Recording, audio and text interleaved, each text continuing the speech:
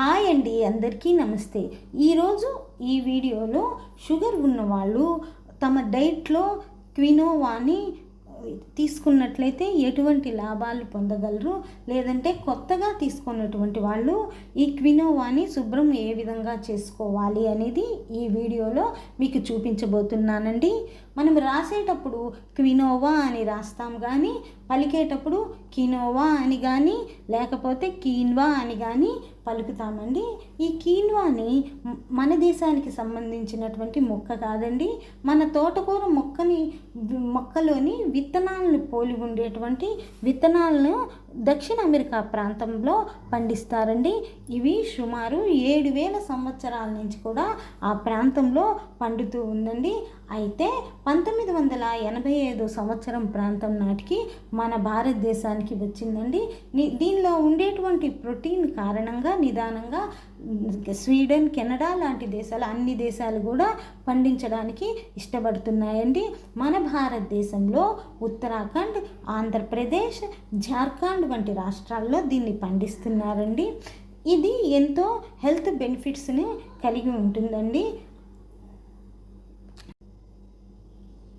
ఈ కినోవా విత్తనాలు మనకి మార్కెట్లో ఈ రంగులోనే కాకుండా ఎరుపు, నలుపు ఈ 3 రంగులు కలిపినటువంటి త్రివర్ణ కినోవాగా మార్కెట్లో మనకి లభ్యమవుతాయండి. ఇవి షుగర్ ఉన్న వాళ్ళకి చాలా మంచిదండి. ఇవి రక్తంలో గ్లూకోజ్ స్థాయిల్ని పెంచకుండా చేస్తాయండి. అంతేకాకుండా దీంట్లో ఉన్నటువంటి పీచు పదార్థం వల్ల కడుపు నిండినట్లు భావన కలుగుతుందండి. మనము ఇవి తీసుకున్నట్లయితే గుండె జబ్బులు ఉన్న వాళ్ళకి రక్తంలో కొలెస్ట్రాల్, ట్రైగ్లిజరైడ్స్ని తగ్గిస్తుందండి.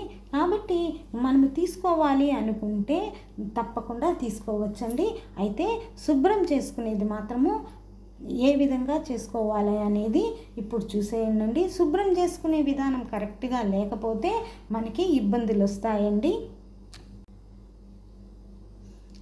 కీన్వాను కొంతమంది డైరెక్ట్గా వండుకుంటారండి, అలానే కొంతమంది ఈ విధంగా బియ్యంతో కలిపి వండుకుంటారండి.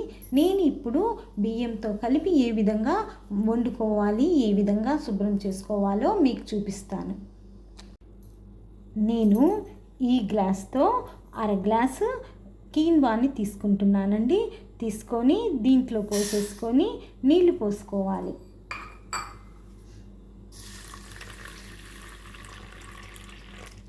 నీళ్లు పోసుకొని మనము దీన్ని ఈ విధంగా శుభ్రంగా పిసికేసినట్లుగా అనుకోవాలి. ఎందుకంటే కినోవా పొరపైన సపోనిన్ అనే రసాయనం ఉంటుందండి. ఇది సరిగ్గా కడగలేదనుకోండి, అది మనం వండితే ఆ వండినప్పుడు కడుపులో మంట, వాంతులు వస్తాయండి. అందుకని తప్పకుండా 1-2 సార్లు దీన్ని కడగాలి. మనము ఇట్లా అని పారేసేయాలి ఈ నీటిని. చూడండి, ఈ విధంగా చిల్లులు జల్లెడ లాంటి దాంట్లో వీటిని పోసేసి శుభ్రంగా, మీకు సింక్ అందుబాటులో ఉంటే సింక్ దగ్గర పెట్టి కడుక్కోవచ్చండి. సింకులో ఈ విధంగా పెట్టి శుభ్రంగా చిల్లులు జల్లెడతో కడిగేసుకోవాలి. అలా 1-2 సార్లు చేసుకొని దీన్ని అరగంట సేపు నానబెట్టుకోవాలి.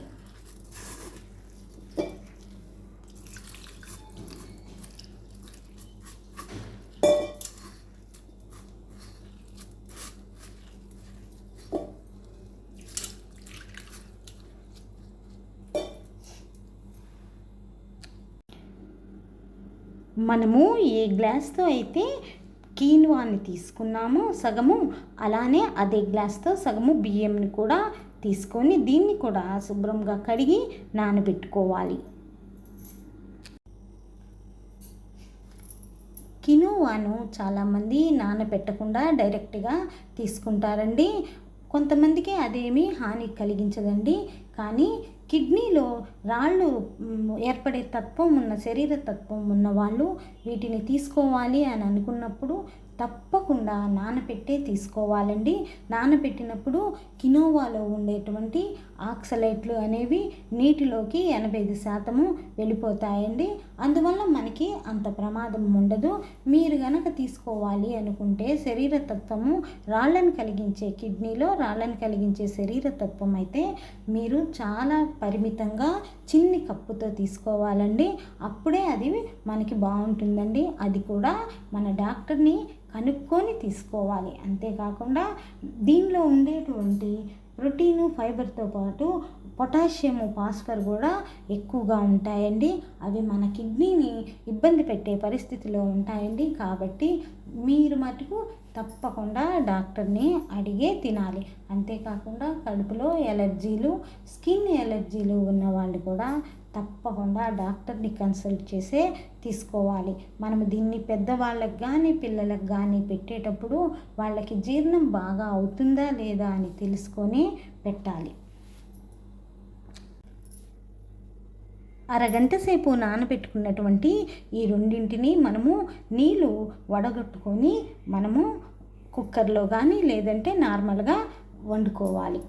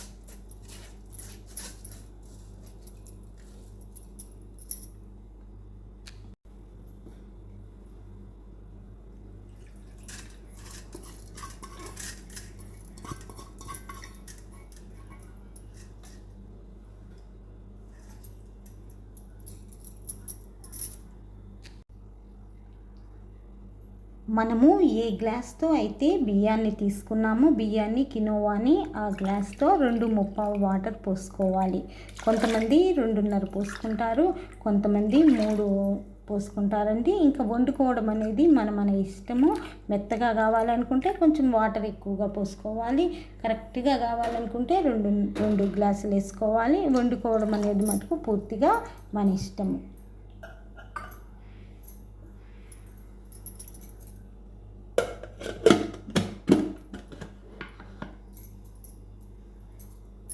నా వీడియో కనుక మీకు నచ్చినట్లయితే లైక్ చేయండి, షేర్ చేయండి, సబ్స్క్రైబ్ చేసుకోండి.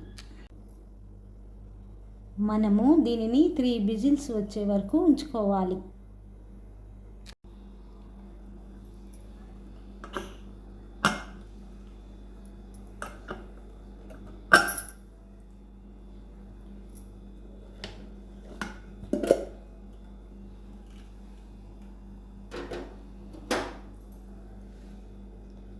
చూడండి, అన్నం అయితే మెత్తగా ఉడికిపోయిందండి.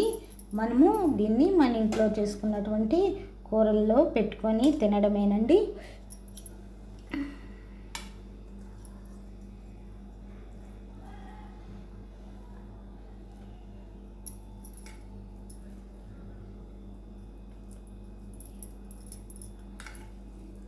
అంతేనండి. కాకపోతే మనం ఇంకేదైనా చేసుకోవాలి అనుకుంటే దీన్ని కూడా డిఫరెంట్ టైప్స్ ఆఫ్ రైస్లో చేసుకోవచ్చు.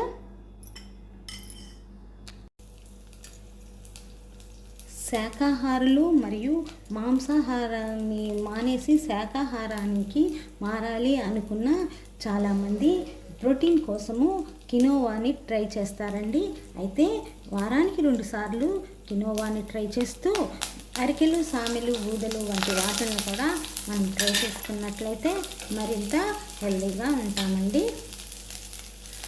అంతేనండి, మనము దీంతో రైస్ని ఈ విధంగా కూడా చేసుకోవచ్చు కినోవాతో.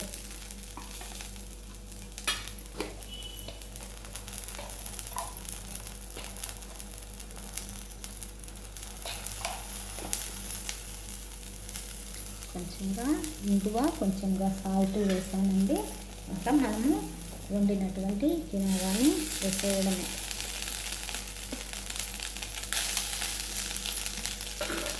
మీరు ఈ విధంగా రైసులు చేసుకోవాలి అనుకున్నప్పుడు కొంచెం పొడిగా చేసుకుంటే బాగుంటుంది. నేను కొంచెం ముద్దగా చేశాను కదండి, అంతేనండి. మీరు కూడా ట్రై చేసుకోండి. ఉంటానండి, నమస్తే.